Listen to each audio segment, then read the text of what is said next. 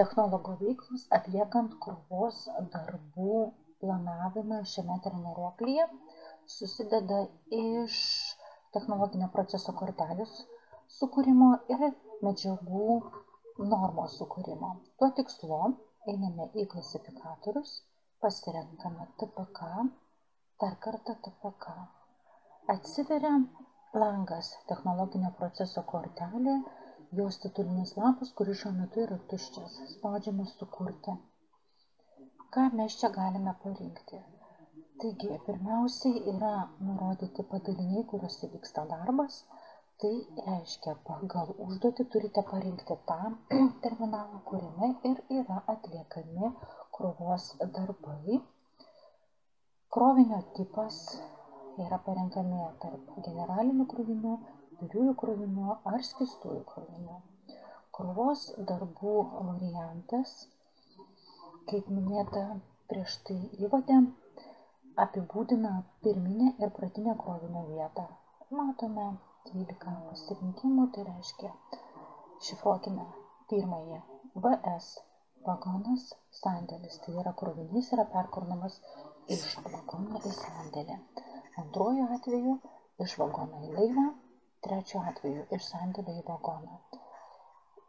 Penktuoju atveju iš sandėlio į autotransporto priemonę. Šeštuoju atveju iš laivo į vagoną ir taip toliau. Turite prisiminti kai kurias raides. V vagonas, S sandėlis plačiąja prasme, L laivas ir A autotransportas. Krovinio rūšiai pasirinkti atsidaro lentelė, kurioje pagal užduotį privalote pasirinkti nurodytą krovinį. Tarkim, tai metalo laužas. Technologinės schemos būna atrūšiuotos pagal pasirinktą krūvos darbų variantą. Prisiminkite, ką reiškia technologinė schema. Tai apibūdina konkrečiai, kaip vyksta krovinio perkrovimo veiksmai, jų eiliškumas pagal pobūdį, nuoseklią atlikimo tvarką. TR triumas, PKR portalinis kranas, ratinė platforma, autokrautuvas ir sandėlis. Pasižiūrėkite, prieš tai buvusiose medžiagose yra nurodytos išvardintos visos santraukos, kurios naudojamos technologinės schemos apibūdinimui. Taip, pavyzdžiui, schema T405 iš laivo triumo, laivo kranu pakraunama ant automobilinio krautuvo, kuris veža krovinį į sandėlį. Kažkurią tai iš jų pasirinkime. Įpakavimo tipas. Paspaudus lupą atsiveria visa eilė galimų krovinių įpakavimo tipo. Maišas, dėžė, paketas. Kuomet krovinys yra gabenamas kaip masinis krovinys, tada pažymimas įpakavimo tipas, kad tai yra birus krovinys arba skystas. Taigi, pasirinkimas priklauso nuo užduoties. KIN arba kompleksinė išdirbio norma, jinai turi būti apskaičiuojama. Tai yra laivą pakraunančio įrenginio valandinė norma padauginta iš pamainos trukmės. Tai yra užduotyje arba būna neįduota, arba turite apskaičiuoti. Tarkime, mes turime per pamainą perkraunamą 1200 ko.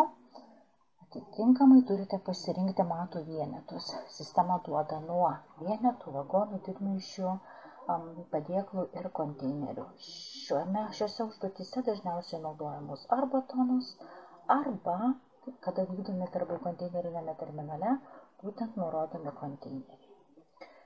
Taip, sekantis periodas yra suprantamas kaip pamainos trukmė.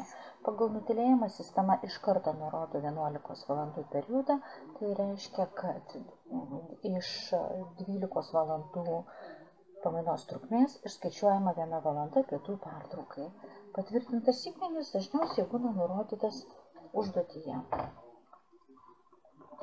Taip, žiūrime, ką vėl ne. Taigi, neleidžia išsaugoti titulinio lapo, kol nebus užpildyti visi laukai. išsaugoti, tai matome yra